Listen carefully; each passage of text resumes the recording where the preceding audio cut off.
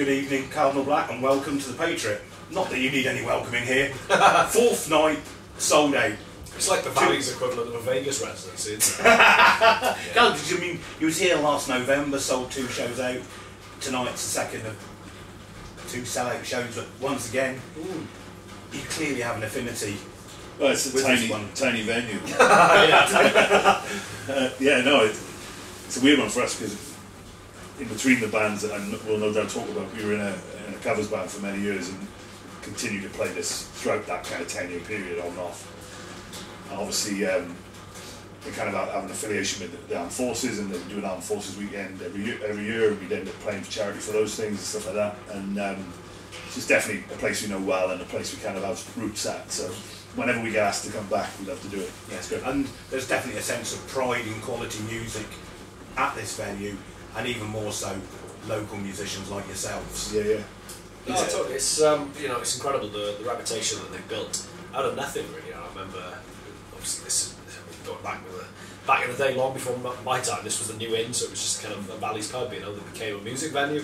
And yeah, fair play to Manchester. They just turned it into this very reputable stop for international touring bands. You know, you've got to go and look at any number of the musicians who played here recently. It's really grown in reputation and in size, literally. You know, recently as well, with the extension and kind of the merging of the 2 rooms. So yeah, it's a fun place to play, and it's every show we've done here has always been a lot of fun. And there's definitely a warmth in the valleys for yourself and your music.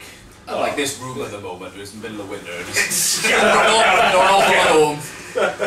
They're saying the temperatures are warming up. Yeah. I think like the Valley's kind of ebbs and flows with regard to how much kind of quality comes out of it at times, but really punches above his weight, you know, and it's kind of got that affinity, I guess, with kind of Northern England and Glasgow and places. Working really, class. Working class. Love a good time. Yeah, and small places that produce quite a lot of energy when it comes to music, and there's a handful of bands at the moment that are kind of, I guess expressing that. But and again, as Chris was saying, the Patriot kind of you know, it's a pull for those bands, and they're further afield. But so it's a kind of stop on everybody's list. I find it more nerve-wracking playing somewhere like here, though, because you've got that following. You just don't want to let anybody down at all. Yeah. If you go and play somewhere else, it's not that it's faceless necessarily, but you don't know the audience. There might be 1 or 2 people you know, but we probably know most of the people coming to a certain extent. Probably played their wedding. Played their wedding, parties, or anything.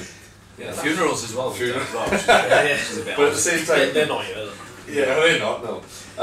But there's a much bigger onus on just, I don't know. You want to keep that bar really high. Yeah. And if someone ever goes, oh, it wasn't quite as good as last time, you think you just spend the rest of the night beating yourself up about it. Wasn't quite as good as last night. That's the that's the killer. The average. The thing about this place is just that there's not an awful lot of these kind of venues around the valleys. Obviously, there's lots of pubs, but not decent sized specialist music venues where you can get 300 people in, let's say, and have touring music bands, you know, come in, and like I said, there's so many good very small pubs that do the bands, but they've really gone up with something special here. Yeah, I think they've gone several rungs above. 100%. Especially in, I've been coming here for about 5 years now, and there's definitely that evolution, and there's definitely a reputation growing.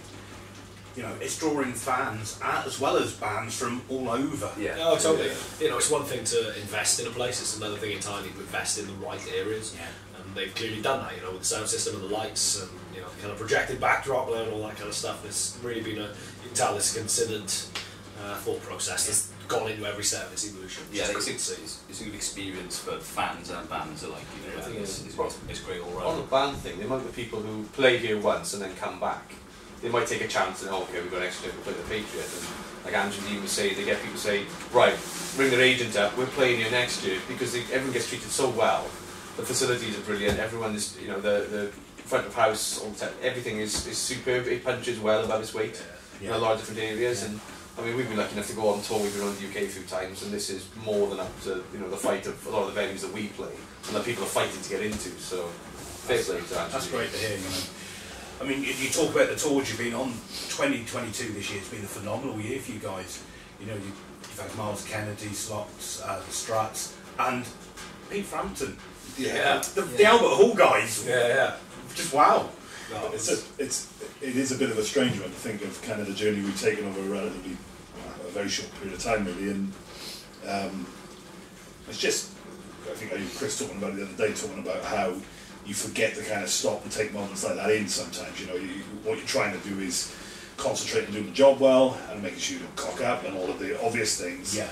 And you don't really get enough time to kind of sit there and take in the fact that you're playing such a prestigious and iconic kind of venue, and until actually gigs like last night. And weirdly, kind of coming back to a smaller venue kind of puts that in perspective, but not in a bad way. It doesn't kind of play this down, but it makes you realise that as amazing as that was, you're largely playing to a lot of people that don't know you, as the nature of a support slot, right? Yeah. There's some Cardinal Black t-shirts in the crowd, but you come here and everybody's singing every lyric, and it kind of makes sense that it's like the full, you know, round journey of the year that it's kind of getting any cheer. But yeah, it's an amazing kind of gig to go and play, and it's potentially once in a lifetime, and hopefully not. But but yeah, it's great. You know, I'm, as a reviewer, I foresee phenomenal things for you guys. Oh, thanks. You know, first saw you guys, well, about 18 months ago, I think it was, Cardiff Castle. Yeah, Crows. First ever show. Yes, and it was just like, wow, just where did you guys come from? Obviously, there is more to Cardinal Black than just Cardinal Black, All this new band in the world is kind of joke you refer to. Yeah, and that's it's a great hook. Yeah, maybe. Can't think who came up with that.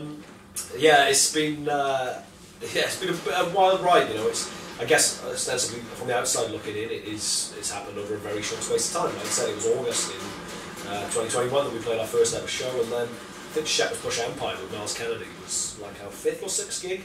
You know, we did the 2 nights here basically to get a couple of quid in the coffers to be able to fund that tour in essence. But save for that and the Cardiff Castle show, we hadn't really kind of had any gigging experience as Cardinal Black, but it's a little bit disingenuous, I guess, to say that, because there's this shared history of the past 10, 12 years of not only original music with the trio back in the day, but, you know, cover stuff. You know, it said we'd happily celebrate any religion for the right price, and we wouldn't then anyway. But no, just lots of gigs, lots of playing together over the years. I guess bred this kind of musical and literal bond, you know, amongst us, where it is hopefully instinctive, you know, kind of that interplay between musicians. Yeah, it comes across just genuinely natural. There's no forced choreography, for example. It's coming as blues should from the soul. Yeah, we fake it well. That's for the next door, the forced choreography. So. I mean, it's a weird thing, right? Because we know each other and have been mates, especially the three of us, for a long, long time, and I've gone through various guys in different bands, covers or original. So it's always one of those things, especially when you come back to a place like that, it's one of those things where it's kind of like it never really stopped, and you know, you just kind of, it feels very natural, and then obviously the addition of Sam. And, that kind of missing piece. Thank you very much. Yeah, well, the catalyst. I'll let him talk about that if you want, but when he came on board, because you can do it better than me. We'll put it this way, they didn't start doing well until I joined the band, so I'd say nothing to do with Chris's YouTube career and the 10 years of work that Tom and I had and Chris have put in over that, it's all me, 100%. Well, the funny thing is, I was doing exactly the same thing, just in the Merthyr Valley, playing with the same sort of group of 10 people, different bands, different things, and it's only when my old band was on the same bill as back in Evans that sort of me and Chris made a bit of a link, and I was a fan of Chris's anyway, just to play in, and unfortunately it meant I had to meet Tom and Adam and enter the territory. But yeah, it was just one of those things. It was a phone call out of the blue, and here we go. You know, you end up making some major life decisions, and you think, let's go for the rock and roll instead. Sell my house, quit my job. Sell my house, quit my job. Literally. Rock and roll. Nothing too major. No, I mean, you hit the ground running with that Castle gig. You had that EP, the 4 tracks, absolutely sublime. And it's just like the whole thing, just like there's nothing quite like you guys on the market. Yes, there are a lot of blues artists that are dragging blues from the 50s and 60s into that 21st century, but there's something about you guys, and I can't put my finger on it. It's a difficult one, that, because it's kind of we get that a lot, and I say that a lot, and it's a little bit of a cliche thing, I don't think there's anybody like us at the moment, but it's, I think, again, it's a natural thing where, you know, I definitely have a bit of an Americana thing going on with the voice, and it's definitely, obviously, there's blues there, but everybody brings an element that is rooted in the music they grew up in, and their influences, and I think it naturally produces this sound. We never really went in right into a brief or thinking, you know, there's a niche, there's a gap in the market there, let's chase that. I don't think anybody's in it for that, do you know what I mean? kind of there's other things you can do with your life. Do you know what I mean? If that's what you're going to do, then Christ, there's better ways to write, you know, make money writing different genres of music at the moment than the one we're trying to do. So it's just very natural and it's very organic, I think. But you're right, I struggle to kind of pitch us, and sometimes that can be a bad thing, right? Because, you know, look at the magazine we're talking to now, and we're probably not metal, right? No, I mean, but we do cover. Of course. That's not a thing at all. We're really happy to do it, but it's also kind of what we see all the time is kind of bookers are confused sometimes where to put us on a bill, and you know we're talking about the Steelhouse thing, which I know we'll get onto, but we often do well in that scenario because people are not really knowing us or expecting that. Yeah. So there's very heavy music either side of us, and we're wedged in it, and hopefully we can play and kind of carry the chops, and it makes sense. But we struggle sometimes then because you kind of pitch us at points, you know. But hopefully it's a nice surprise. You're blurring that genre thing where you're not just appealing into one pool of people. And that's what, you know, Steelhouse, watching you that drizzly afternoon, crowd lying low over the hills, and you always you come across a little bit, dare I say it, apologetic for not being rocky enough. And we're like, guys, well, just know. Not to break down the fourth wall, but that is a little bit of a, you know, a trait of mine is to kind of come across like the woe is me a little bit, but I really don't care. No. All around the crowd was on side, genuinely so, and I mean, weirdly again, the Steelhouse is an example of something that is almost a bit of a home gig for us. You know, we played the first ever one as the trio back in the day, and Chris obviously played there with Buck and Evans and a couple of different guys, and it's local geographically where we're from. So we knew when we were going to go there that it was, you're going to have a couple of people, at least mum and dad's in the crowd cheering you on, you know. But it turned out to be a lovely day, and it was wonderful. It was just, I can't remember. Maybe just after the Struts thing, or just before? I think it was just after. Just after. And because I remember kind of coming off that run of, you know, when you support someone, especially someone as big as they are, you know, it's very regimented and everything. And then to kind of come off that and to be much more in a relaxed scenario, you know the faces backstage and whatever, and let's just go and play. And you know, personally as a band of players, you know that you're tight because you've just come off a run. So you're like, well, nothing can kind of go wrong. You feel invincible. But so relaxed, you could go for a roly-poly down the pretend to be a tiger. But again, that genre thing, right? We're like that kind of, I don't know what you want to call that, ego rap, you know, that people are like run down with their guitars and stuff. It's not really, like I love it as much as anybody else, right? I want to watch bands do that, but it isn't me, right? So I'm just taking the mick with the boys. I'm like, well, what am I going to do, you know? Because obviously I want to get Chris out of the way because he wants to get down there. So I'm like, well, beat me down and do a roly-poly. I'll roly-poly and take the Guinness out of someone's hands. It beats walking now, then, doesn't it? Go for a run. Yeah. Or running.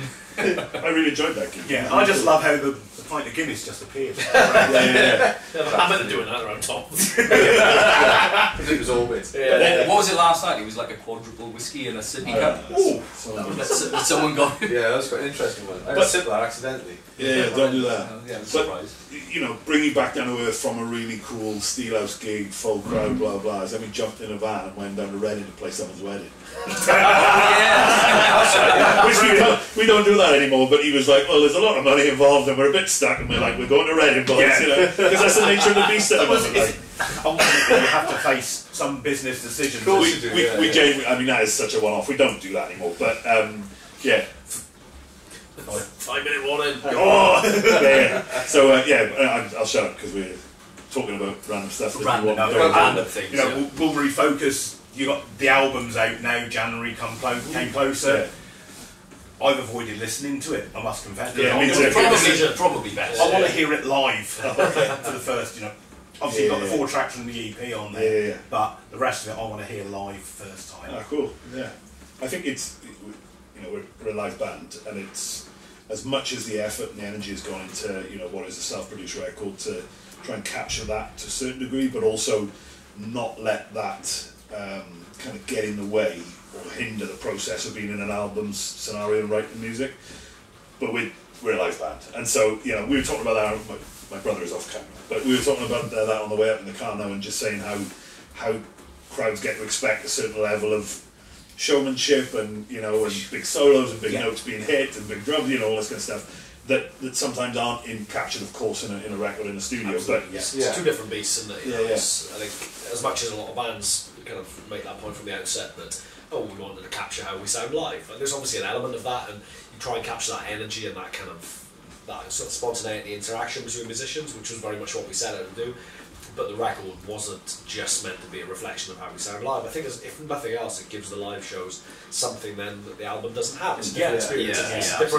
It's a different experience to listen to it. You know, it's much more improvisation and kind of extended sections in the live set, inevitably, than there are on an album, in which you want to make it a little bit more concise. But it's a different art form. Yeah, You know, so I think, from a fan perspective, if you connect immediately upon first listening to something live, you know that it's going to be special. It's no pressure now.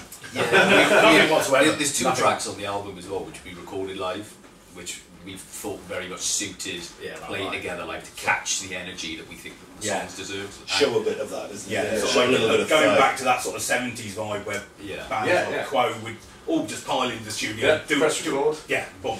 But then again, a lot of that's technology driving that, right? And nowadays, I suppose our point going into it was, don't go out saying we're gonna make it sound like we sound like live. Yeah. If it doesn't then mean that the embellishments that you can put in the studio are to the betterment of the song. So it's the song that drives it. So there are elements, you know, of Chris adding freeze pedal layers over things that you're not going to be able to physically do 5 layers live. Yeah. But you know, full Tom Hollister choir. Yeah, you know, but multiple keys parts and whatever those things are, whatever the things are.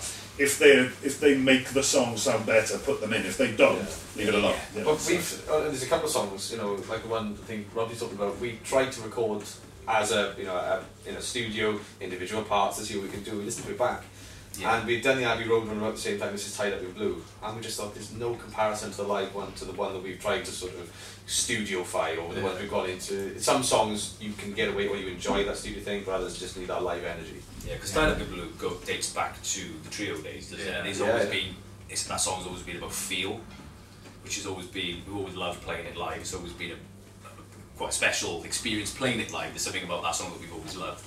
And Sam's right, when we tried to record that in the studio, it's difficult. It just didn't have. It's just got such a depth of emotion. The goosebumps, on the neck, you know, sort of thing. Yeah, the whites of the eyes and the little changes here and there, in the teeth fade. We just wrap it this up. I've been waiting for too long. No, not at all. 2023's looking phenomenal. You've got the album tour, Winter's End, a return. Are you Steelos? No, you're not at Steelos. No, we're not. We're doing Chepstow Castle. Yes, that's in August. So I think the plan next year is just to get out and play this album as live as much as physically possible, and get in front of as many people as physically possible, and not take 12 years to do the follow-up. So please, you know, make it 12 months. 11 years, maybe. Yeah. Gentlemen, Sam, Tom, Adam, Chris, thank you ever so much for your time. Thank you very much. Thank you. Thank you. Cheers. Cheers, guys.